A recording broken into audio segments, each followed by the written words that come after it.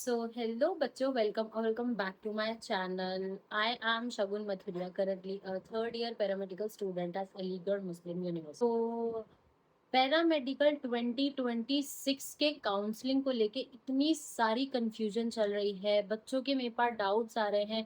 दीदी मेरा admission card generate नहीं हो रहा, दीदी मेरी पोर्टल पे फी शो नहीं हो रही, दीदी मैं अपग्रेड नहीं कर पा रही हूँ, दीदी ये दीदी वो। तो आपकी शगुन दीदी आपकी सारी सवालों का जवाब लेकर आ गई हैं। तो without any delay let's get straight into the video. सबसे पहले स्टार्ट करते हैं अपग्रेडेशन सिस्टम को लेकर। बहुत सारे बच्चों का ये सवाल आ रहा है कि दीदी अपग्रेडेशन का ऑप्शन ही नहीं आ रहा, अपग्रेडेशन का ऑप्शन ही नहीं आ रहा। तो बच्चों मैं आप लोगों को ये चीज बता देती हूँ कि 2026 में एक ये अपडेट है कि there is a automatic upgradation system. तो इसमें क्या होगा कि ऑटोमेटिक अपग्रेडेशन सिस्टम में ये चीज है कि आपका ब्रांच ऑटोमेटिकली अपग्रेड हो जाएगा। अब कुछ बच्चों का सवाल ये था कि अगर ऑटोमेटिक अपग्रेडेशन हो जाएगा तो जो लोग अपनी ब्रांच से सेटिस्फाइड हैं, जिनकी अब प्रायोरिटी चेंज हो गई है, वो लोग अपग्रेडेशन को कैसे रोकेंगे। तो अपग्रेडेशन को रोकने के लिए आपको क्या करना है, अगर आपको ब्रांच अलॉट हो गई है, अपना एडमिशन कंफर्म कराने के बाद फटाफट से एक एप्लीकेशन लिखनी है और कंट्रोलर ऑफिस में जाकर वो एप्लीकेशन देकर आनी है। किसके लिए? अपग्रेडेशन रोकने के लिए। तो इस तरीके से आपको जो है वो अपग्रेडेशन रोका जाएगा। सेकंड डाउट ये है बच्चों का कि दीदी मुझे जो है वो मैंने फर्स्ट प्रायोरिटी में रेडिएशन थेरेपी रखा है, सेकंड में रेडियोलॉजी, और उनको थर्ड कोई अलग ब्रांच अलॉट हो गया है, लेकिन अब उनको फर्स्ट प्रायोरिटी वाला ब्रांच चाहिए सेकंड नंबर पे।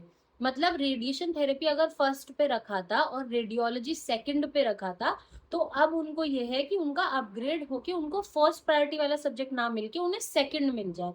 तो देखो बच्चों, अपग्रेडेशन कभी भी आपके हिसाब से नहीं होता है। अपग्रेडेशन हमेशा ऐसे होता है जिस प्रायोरिटी में आपने अपने सब्जेक्ट्स फिल किए हैं। इसीलिए मैंने आपको बार बार पिछली वीडियोस में बताया था कि अपनी प्रायोरिटी वाइज सब्जेक्ट्स डालना, अपनी प्रायोरिटी के हिसाब से सब्जेक्ट डालना, ये सोच के मत डालना कि आपको क्या मिल सकता है, क्या मिल जाएगा। ठीक है? तो आपकी प्रायोरिटी के हिसाब से आपको अलॉट होगा। तो अगर ऐसा आपने प्रायोरिटी वाइज डाल दिया है तो देखो उसमें तो अब कुछ भी नहीं हो सकता है।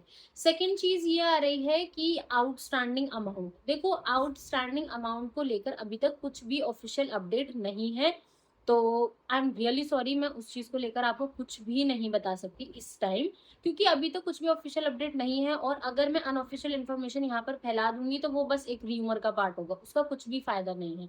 क्योंकि देखो गलत इन्फॉर्मेशन देना यूजलेस है, उससे सिर्फ तुम लोगों का नुकसान होगा। इससे बेटर है कि मैं कुछ बोलूं ही नहीं। तो आउटस्टैंडिंग अमाउंट को लेकर कुछ भी इन्फॉर्मेशन मेरे पास नहीं है अभी तक। इनफैक्ट मैंने और भी लोगों के चैनल्स चेकआउट किए तो एज सच मुझे कुछ मिला नहीं। ठीक है? नेक्स्ट चीज ये है कि दीदी हॉस्टल का क्या करना है।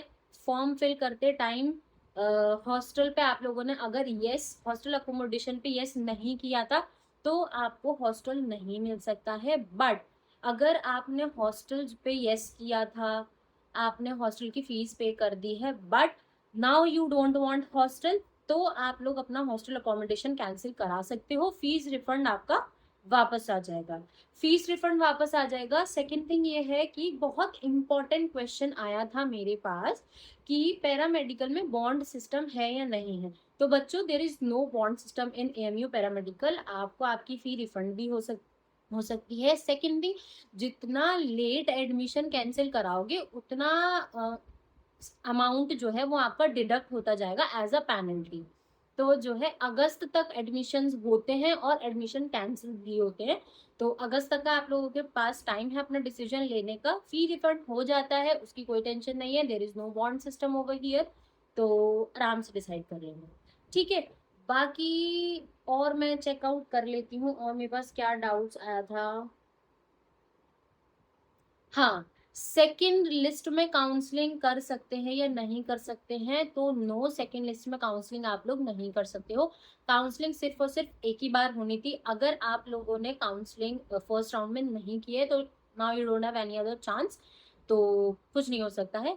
बाकी कुछ बच्चों ने ये बोला है कि जिनका मेरा नहीं हुआ, अच्छे सिलेक्शन वालों का भी नहीं हुआ, अच्छी रैंक वालों का नहीं हुआ, उनसे कम वालों का हो गया। तो देखो, फर्स्ट लिस्ट में ऐसा हो सकता है कि जिनका आपसे कम रैंक थी उनका नाम 2 लिस्ट में था। एक तो कैटेगरी लिस्ट में और एक वेटिंग लिस्ट में। तो इस वजह से शायद उनका नाम आ गया हो। ठीक है? अभी अपने चांस का वेट करो, बहुत सारी लिस्ट आने वाली हैं, बहुत सारी लिस्ट आएँगी। कम से कम 5-6 लिस्ट आएँगी, शेड्यूल भी एक्सटेंड होगा, उसके बाद मॉप अप राउंड का भी शेड्यूल आएगा। तो होप मत छोड़ो, लेट्स सी कब तक होता है, कब तक नहीं होता है। ठीक है, इस लिस्ट में नाम नहीं आया है, अगली लिस्ट में आ जाएगा, अगली में नहीं आया, अगली में आएगा। ठीक है, थोड़ा सा पेशेंस रखो। नेक्स्ट चीज ये है कि फिजिकल वेरिफिकेशन क्या कैसे होगा, कब होगा?